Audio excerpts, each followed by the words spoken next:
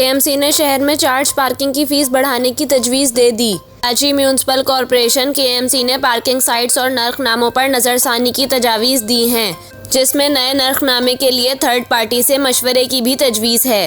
KMC महकमा charge parking ने आला अफसरान को तजावीज़ भेजी हैं, जिसमें कहा गया है कि महंगाई और मुआशी मसाइल के बायस चार्ज पार्किंग में इजाफा किया जाना चाहिए।